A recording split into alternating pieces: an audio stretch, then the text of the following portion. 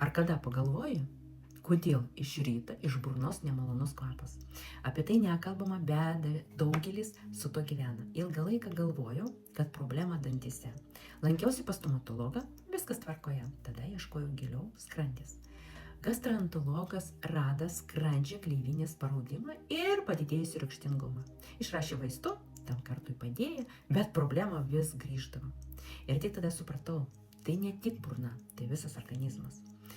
Kas dažniausiai sukelia blogą kvapą iš burnos ryte? Padidėjusios skrandžio rūgštingumas, sutrikusi žarnyno mikroflora, tuščias skrandžius plus kava, greitai perdirbtas maistas, vandens trūkumas, užgesęs virškinimas, kas man tikrai padėjo. Aloe vera sultis nuramina skrandį, palaikė gleivinę, Forever Pro B probiotikai atstatė žarnyno balansą.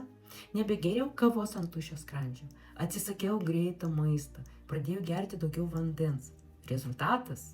Rytinis nemalonus kvapas dinga, skrandis tapo ramesnis, pagerėja bendra savijauta. Jei ir tu vengia artimą pokalbį ryte, nuolat gaivini burną, bet bijok rezultatą, žinai, kad problema gali būti iš vidaus. Parašyk man, pasidalinsiu, kas gali padėti ir tau.